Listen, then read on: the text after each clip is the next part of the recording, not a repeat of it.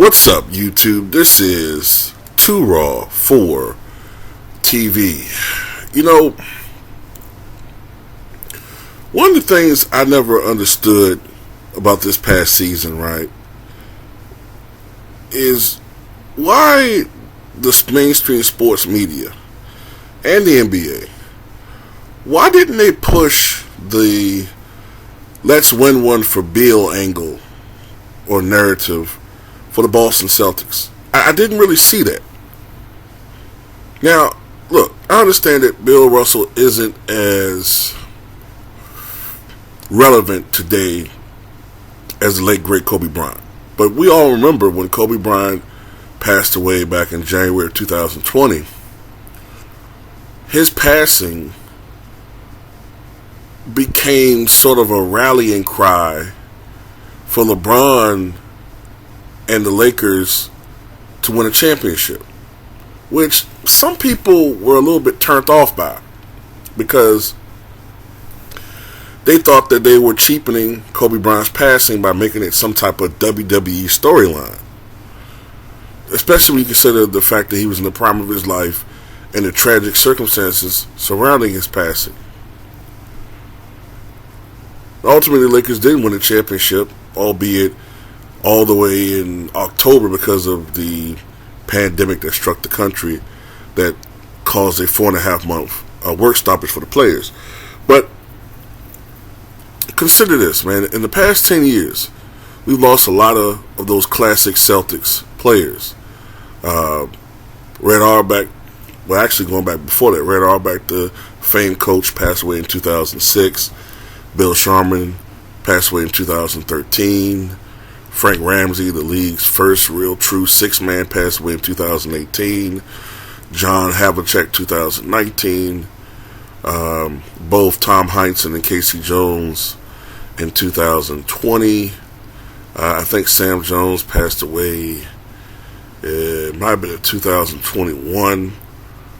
And then this past offseason, of course, we lost the legendary Bill Russell. So I never understood why, they didn't push this, let's win number 18 for Bill Russell angle. I've never understood that. The Boston Celtics are one of the storied franchises in the history of the NBA.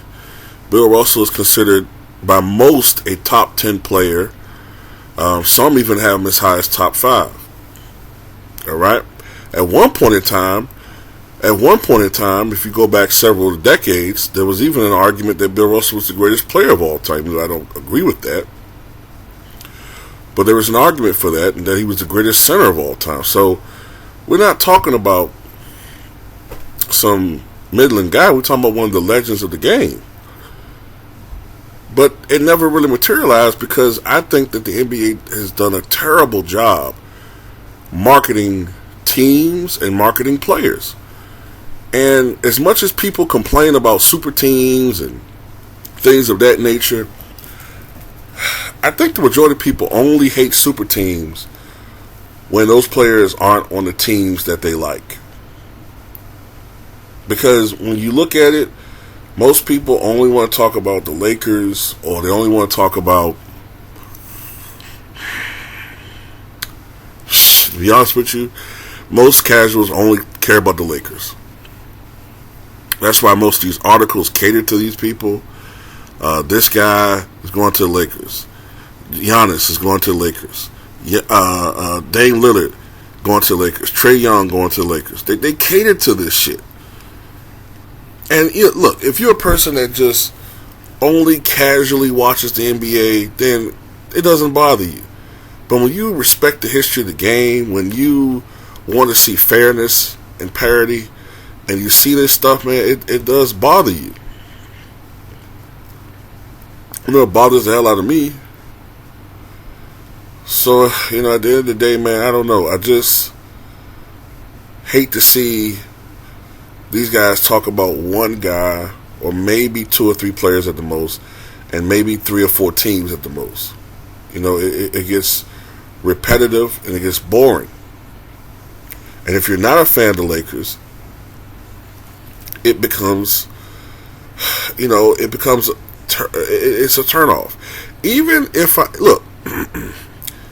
even as a Bulls fan in the 90s, and maybe I'm a rarity, I started sensing they were going a little bit overboard with the Michael Jordan stuff around 97, 98 back then. And it paled in comparison to what they're doing with LeBron. But even then, I was getting like, damn, man, I'm a Bulls fan, but I want to hear about some of these other teams. You start seeing them turn the corner then, because for most of the 90s, even though they did talk about Michael Jordan a lot and more than other players, they still did a pretty good job under David Stern promoting the other stars.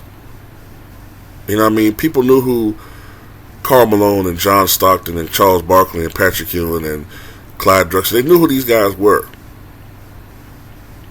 Today, Giannis is not necessarily a household name still. Nikola Jokic is not a household name. Even though these guys are considered the best player in the NBA, we look at the MVP award the last few years, right? You know what I'm saying? They're trying to make Luka a household name, but I don't know, man. But yeah, I just thought that they should have been pushing this angle, winning a championship for Bill Russell, being that he passed away during the offseason. I mean, he got the team that's capable of doing it. They went to the finals last year, and Bill Russell passed away, I think, 1 month after they lost in the finals. So yeah, I just wanted to make this video, man. Tell me what you guys think.